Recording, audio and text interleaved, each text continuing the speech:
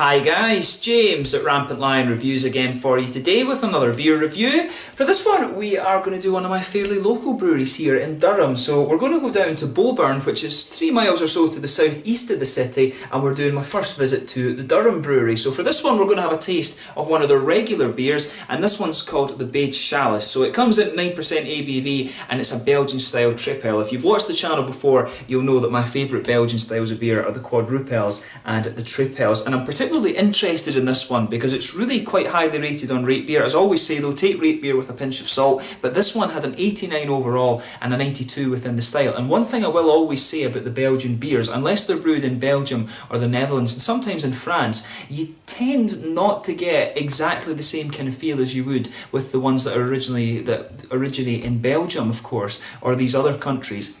So I really am interested just to see how these guys have done because the beer is so highly rated. So I'm sure it'll be quite an interesting review, and as always I hope you guys enjoy my take on the beer. So anyway, as is usual with my reviews then, I'll tell you a little bit about the brewery. If you want to get straight to the tasting, just fast forward. All the usual links are in the description below. That's the brewery website, the link to my future reviews that hopefully I'll do from the Durham Brewery. I'm sure I will because their beers are easy to get. There's all the usual social media. If you want to see more beer reviews, do please consider subscribing to the channel. The whole channel has a geography-based tagging system, so you can go into the homepage and search for beer based on country, city, state, whatever it is you're interested in. Do check out the playlist of beers from different countries. There is one there for all the English beers that I've reviewed for you. That's constantly being added to, and as always, please do get in touch and let me know some of the other beers and breweries that you guys would like to see me review. It's always great to hear from you guys that are watching the videos, and the support that you show the channel is hugely appreciated. So anyway, to tell you a little bit about the Durham Brewery then before we taste the beer. So Durham Brewery was founded back in 1994 by Christine and Steve Gibbs, both of whom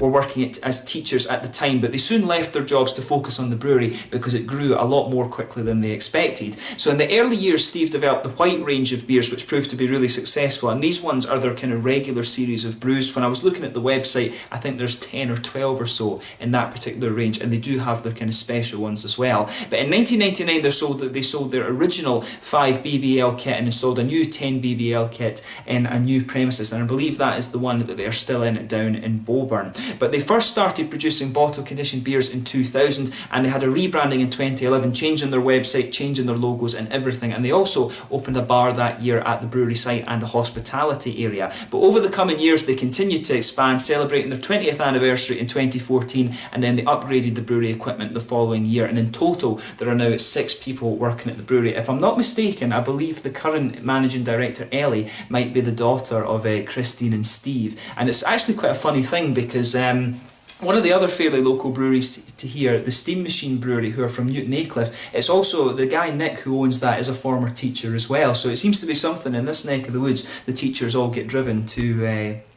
brewing beer, so maybe that's what will happen to me if I stay here, who knows. But yeah, a really interesting brewery, this one. They've got quite a good range of beers, and as I say, they seem to be producing some pretty interesting stuff. I did try their stout the other day in the bar, which I was pretty impressed with, so I do need to make sure and review that for you at some point in the future too. But like I said, in their regular range they've got 10 or 12 different beers, and then there's 6 or so kind of special ones that they have at the moment too, and I believe that is constantly rotating. But quite a prolific brewery. They've been around for quite a wee while, and they'll be doing some pretty interesting stuff. They've got quite a lot of awards there that you can have a look at on the website too. But that's all you need to know about them for just now. Let's actually get on to the tasting of this beer itself. So I'll just let you have a little quick look at the artwork on this one before we open up. There you can see, I can see on the camera control, you're seeing that nicely. It says on the side here, Chalice celebrates the venerable Bede. So Maris Otter malt and American Centennial hops magically combine to give an aroma of lychees and peaches with a full fruit body of spicy orange and coriander. Warming high alcohols finish with smooth caramel. So that sounds pretty good. The Centennial hop, from what I remember, always gives you this nice kind of almost sherbety lemon. So I'm interested to see if this one does have the orange flavours and things like that in it that they're talking about. But yeah, you can see on the top there's the Durham Brewery's cross, and I do like that symbol. It's quite a nice kind of classic medieval sort of thing. Durham, of course, if you don't know, if you're watching from America or Australia or wherever, they're quite a big international audience you guys seem to give me. Durham is well known for its university, of course, quite a medieval town all through. It's really hilly and everything like that, but very, very beautiful place. But yeah, 9% ABV this one, Belgian style Tripel. So without further ado, let's get it out and we'll get on with the tasting then.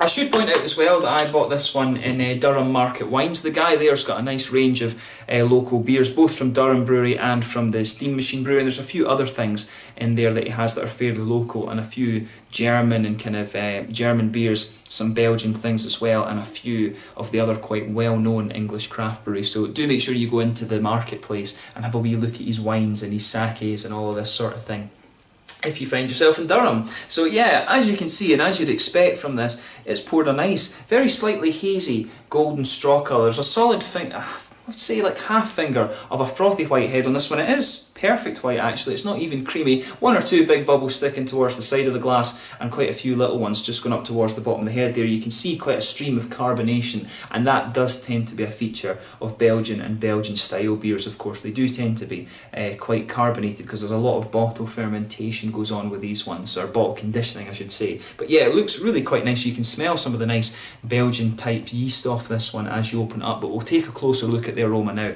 and see how we get on.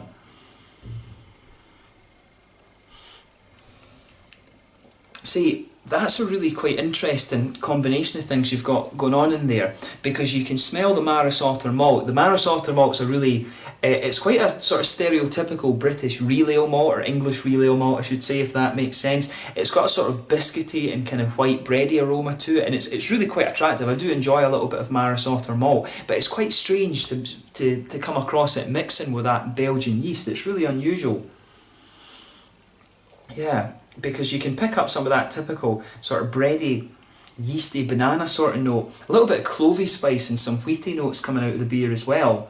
But it's really strange to kind of pick up that distinctive biscuity, kind of grainy, bready Maris Otter coming out of it. It's almost, the malt base and the yeasty characters in this one, it's almost like a bitter, it almost has that kind of English bitter type note to it, but it's crossed over with the Belgian yeast. It's really strange.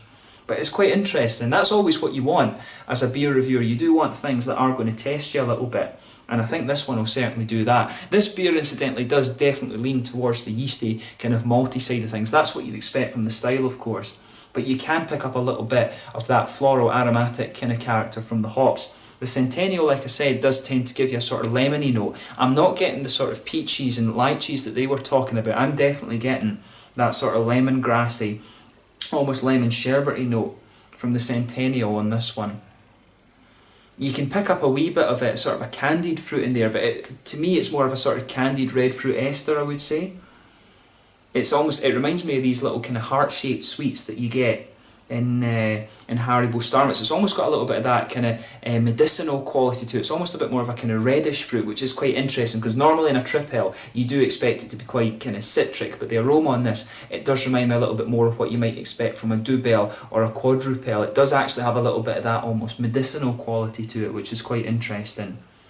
But yeah, it does smell. There's a lot of stuff going on. It's not too punchy in terms of its aroma, but there is a fair degree of complexity to it. So yeah, as I always say, just take a little bit of time and enjoy the aroma of your beer before you have a taste of it. But we're going to have a go at this one now. So this one's the Beige Chalice, a 9% Belgian style Tripel beer from the Durham Brewery down in Bowburn, County Durham in England. Let's get stuck in. Slàinte.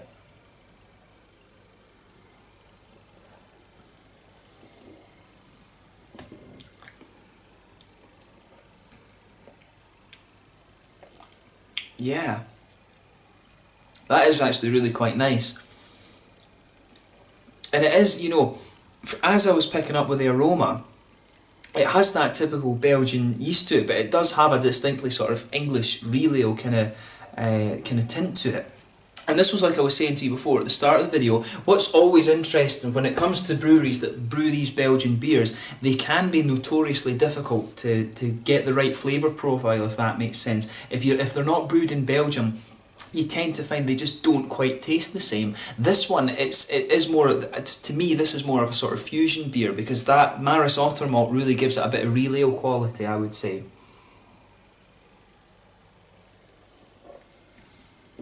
But the main question, would I drink it again? On the basis of a couple of sips, yeah.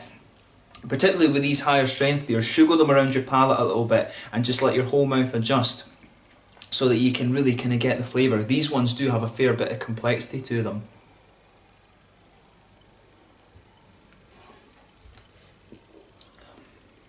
But yeah, they've done a good job with this, I'll say that.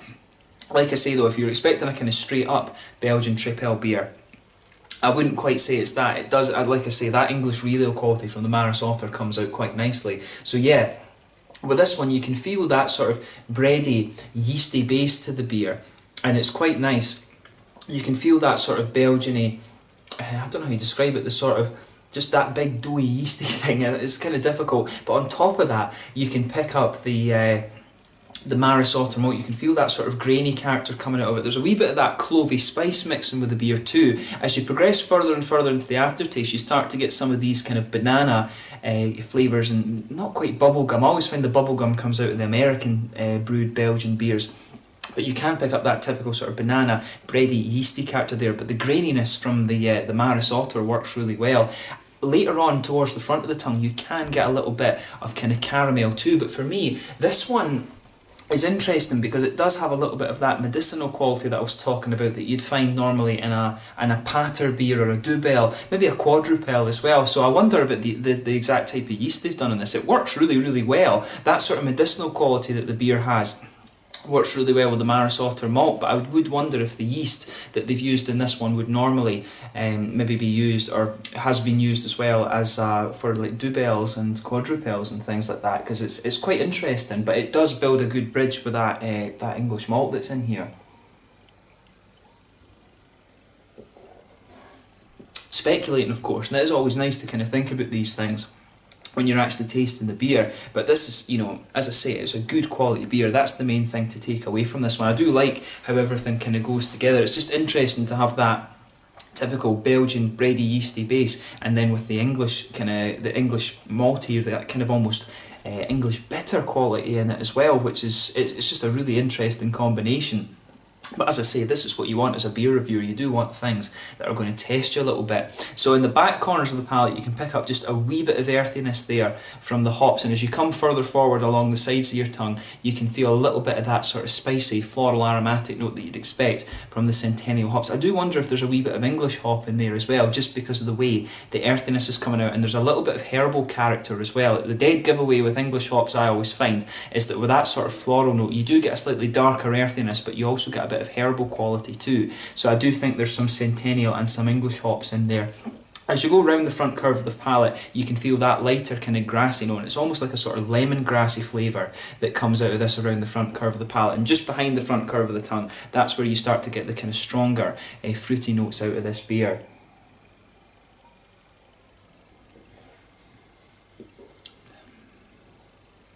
And yeah, the fruity notes for me on this one are quite interesting. There is a wee bit of a sort of apricot-y flavour to this one. You can pick up some of that lemony, that almost lemon sherbety character that I was talking about that you get from the Centennial too.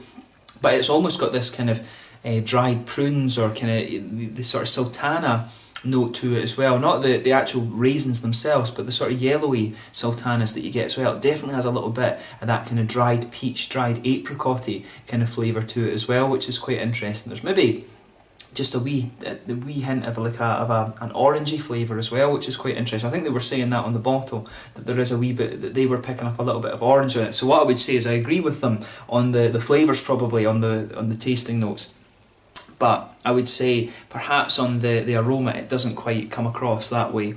But it's a really interesting beer, this one. If you get the chance to try it, have a go at it. But this is definitely one of the better non-Belgian brewed tripels that I've come across. So have a go at it in that. And like I say, the fusion of styles that you have with this one's particularly interesting.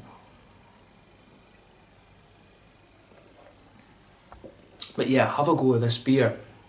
With the fruity side of the beer, that you can really feel when you take this beer in, that medicinal kind of herbal quality that the beer has really sticks there for a little while, and as the flavour progresses you start to get a little bit more of the sweetness out, and the hops just start to push their way out a little bit more too. But overall, like I said, it's a really good quality beer and it's an interesting fusion of styles. In terms of the mouthfeel then, I would say this one's quite mid-bodied. The carbonation's quite smooth actually. It does have a little bit of that almost English ale quality to the mouthfeel actually. It leans towards the oily side of things. There's not too much of a hoppy bitterness from it. I have had hoppier triples than this one.